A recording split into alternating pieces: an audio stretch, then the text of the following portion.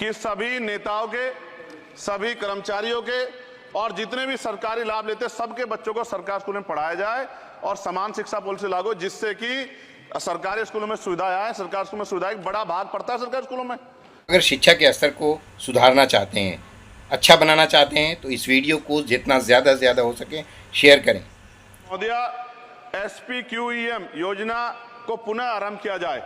SPQEM शिक्षा की गुणवत्ता सुधार के लिए एक महत्वपूर्ण योजना थी, जिसे अल्पसंख्यक मंत्रालय ने मदरसों में चलाया था।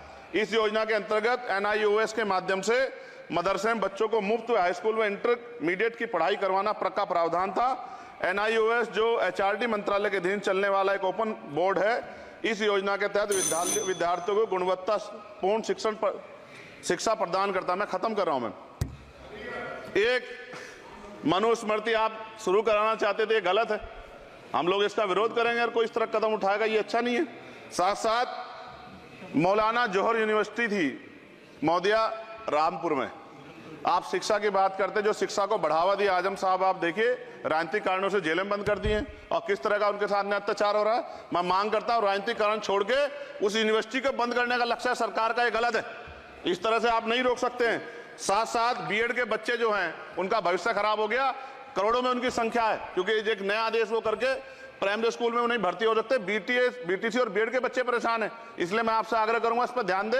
और एक आग्रह मैडम मेरा आपसे बहुत इंपॉर्टेंट ये है कि सभी नेताओं के, सभी कर्मचारियों के और जितने भी सरकारी लाभ लेते हैं सबके बच्चों को सरकारी स्कूल में पढ़ाया जाए और समान शिक्षा पॉलिसी लागू, जिससे कि सरकारी स्कूलों में सुविधाएं आए। सरकारी स्कूलों में सुविधाएं एक बड़ा भाग पड़ता है सरकारी स्कूलों में, प्राइवेट में नहीं घुस सकते हम लोग। बाबा साहब अम्बेडकर को मैं याद करता हूं, आज महाराज ज्योतिबा फूले और मां सावित्रीबाई फूले को याद करता हूं मैं आज, जिन्होंने, मैं खत्म कर रहा हूं, जिन्होंने पहला स्कूल खोला।